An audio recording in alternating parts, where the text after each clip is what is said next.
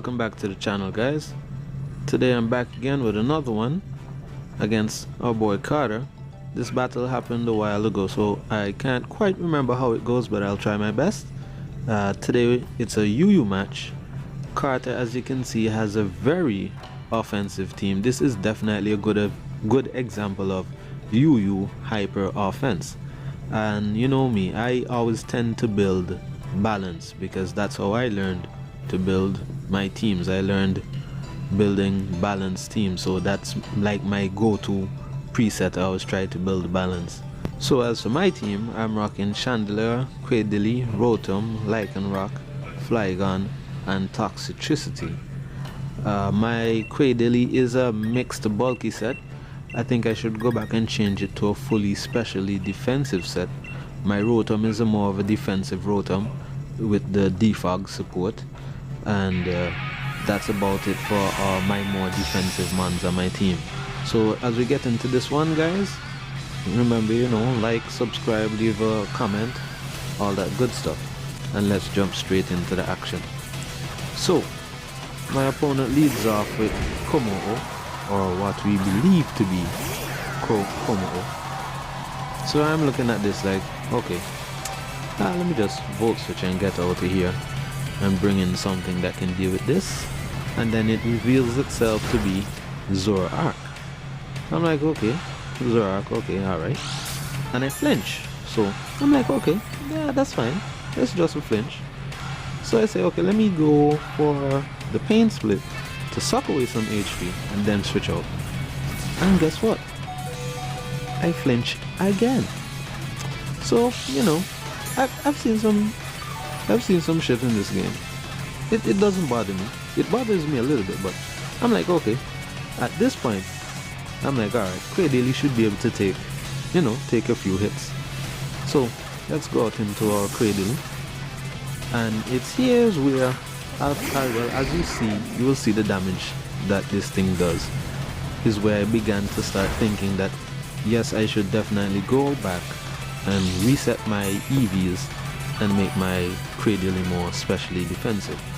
So anyway, we come in, we take a good chunk, definitely much more than I expected. And I say, okay, with the leftovers recovery, I should be able to take, 2. So he goes for the flamethrower, does a bit of damage. Still should not be in KO range. I get up my rocks, and I'm like, okay, I have recovered, so after I get up my rocks, I should be able to take a dark pulse or dank pulse and then recover up. Should have probably went for the toxic though, but look what happens again. I crit and I'm out. So I'm like, this thing is just came and just completely threw my whole team off. Now I am definitely on the back leg. I want to go Flygon, but I didn't want him to bring in something under predicted U-turn or earthquake. So I decided to go out into my Lycanroc, and I'ma just hit this thing because I definitely outspeed. I'ma just hit this thing with a close combat or rock slide. Well, I went for a rock slide. I'm gonna hit this thing with a rock slide and get it out of here. So there goes the Zoroark finally. Like, since the beginning of the battle, this thing has just been causing problems. But then look what happens here now. I'm staring down the face of an Azumarill. So here is where now I start to see the error of my ways. I should have just let the Rotom die to the Zoroark. Why? Because Rotom's main purpose is to get rid of rocks and soak up a few hits, right? Okay. With Rotom having been gone before, I would have still had my Quaidilly, whose ability is Storm Drain. And if I played my Quaidilly well, I could avoid getting hit by the Azumarill. So in a situation like this, Quaidilly would have came out on top.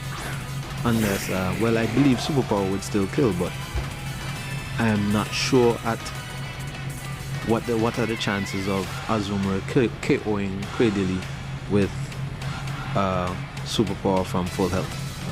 So anyways, I bring in my Flygon, Choice Banded, and it doesn't have enough power to OHKO the Azumarill. So Azumarill manages to take out 2 of my mons. Azumarill bodied my weakened Rotom, and my Flygon went down just trying to get some damage off on this thing. I assumed that he would have had Aqua Jet too, but it doesn't seem like he has Aqua Jet. So now we go out into Prince, and we're just gonna Volt Switch on this thing and get it out of here. So finally, with 1 Volt Switch, the Azumarill goes down, but this is the kind of situations that you get put in when you're facing hyper offense. You've got to think about what you have for the end game. So, as the Lycanroc comes back out, my opponent goes into his Zappy Boy, and my mistake here too, well, one of my other mistakes, instead of staying in and hitting this, getting some damage off with the Acel Rock, I am going to switch into my Prince, thinking, you know, okay, I'm electrical, I will resist, probably take a, you know, decent damage. But look at that. That's well, it's a crit too as well, but as we know, crits only do like what? I can't quite remember. Somebody research it and put it in the comments. But crits no longer do 200%. I think they do like 150%. So it's only like 50% extra damage. So that means this thing would have still clearly 2-hit KO'd me. And my mistake was switching into that, thinking I could take 2 hits. What was wrong with me? I don't know. My best play would have been to stay in with the Lycanroc and hit it with Acel Rock, do some damage, and then clean it up with my Prince, with my Toxicity. So my Toxicity goes down to it, and then I revenge kill it with my Scarf Chandelure. So my opponent brings out his Darm, and I'm thinking, okay, it's not, you know, it's not, shouldn't be faster than me. Let me just do some damage to it and then put up the damn thing's Scarf. So the Scarf Darm on it and also takes out my Chandelure, and this is I can't even say it's the beginning of the end. This battle has been won by my opponent a long time ago. My other mistake was also letting my Flygon die. I should have went Prince. I was so afraid of the Aqua Jet that I went into my Flygon and allowed that to die too early. Cause looking at his team, and sorry for that miss there. Hacks got in his Rock Slide miss.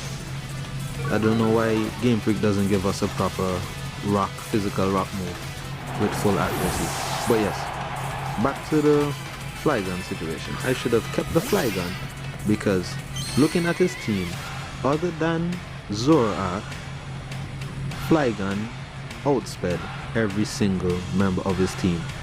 And other than this Berserker, who would obviously resist my Outrage would have easily one-hit KO'd a good chunk of his team.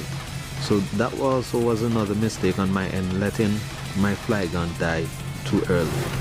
So yes, his Crazy Cat is taken out by my Lycanroc, and it might seem that, oh, we have a little comeback here coming. But then we also have to remember his last Pokemon is Kommo-o, and I cannot, even though I'm banded, Lycanroc does not have the strength to take out this Kommo-o with one hit, especially since there's no stab boost on the close combat. So this Kommo-o is about to take one darn hard close combat to the face, and he will definitely be able to retaliate and take me out and leave us with a 1-0 loss.